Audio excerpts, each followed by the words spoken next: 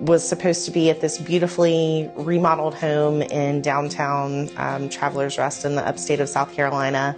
And a week and a half before I showed up to that job, I got a phone call that said, hey, the building that we promised you that was going to be ready isn't ready. So here's the new address. It was in the middle of nowhere. We were right next to an auto mechanic shop called Dumpy's that was a cinder block building. The entire building would get filled with like exhaust fumes from the mechanic that was next door. It was terrible. It was absolutely terrible. They forbid us from sterilizing hand pieces between patients because they were too cheap to buy more hand pieces, and I wasn't the one that was in control of the budget, or so my hands were tied and I was being asked to do things that I wasn't properly equipped to do. I hit my breaking point and I quit. And the thought of having to take another associateship physically made me ill. I had an hour-and-a-half commute twice a day, and so I listened to a lot of podcasts. And the Ideal Practices podcast is one that I listen to regularly. I started doing some research and some digging into Jamie Amos and, who is this guy? He's so charismatic. My initial interaction with Ideal Practices is we sat down, and one of the very first things that you do is you have a vision call, which is a lengthy call that goes over everything that you've always wanted your practice to be. There's so many different facets, and it wasn't just about, do you want to do root canals? Do you want to do extractions? That's the dentistry part. That's the easy part. What do you want your practice to be? What do we need to build for you? What do we need to create? They're going to put you in touch with the best person on their team for the job. And so you know that along the way you have someone that's truly a master in every step of the process that's guiding you to help make those decisions for your practice to set you up for success.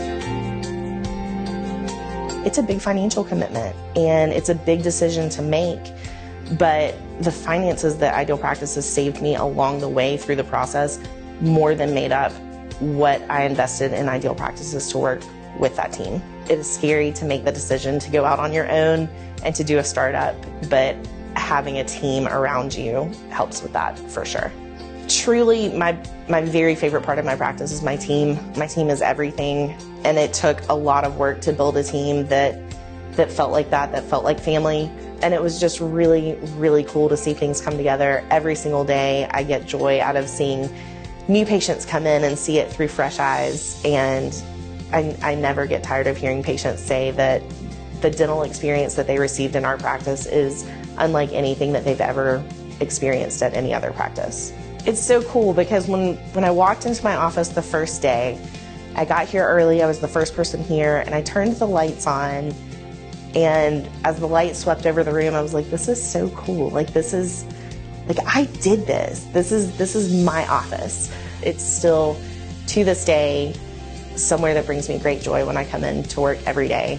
That, I'm not in a practice that smells like mint and copy ink, like old gloves. It doesn't have that dental practice smell, and it looks fresh and it's fun and it's hip, and it's just a place that I love to spend my days. We really hit the ground running. We had no openings for our first day. We were filled with patients right from the start. It's something special when you walk into a practice that you've created, and it's literally been years in the making, and the type of patients that are coming in the door are your ideal patient, and it's what you've specifically designed your marketing around and your practice around, and it's the people that you want to serve in your community, and that's just cool. It's cool to have people that value that are coming in, that are trusting us with caring for their family and their friends and their kids. And when I left, I went out the front door, and I wanted to just kind of turn around and look, and it's a really cool feeling to realize that this is something that we did and we built, and that we could do it. And I wish I had done it sooner.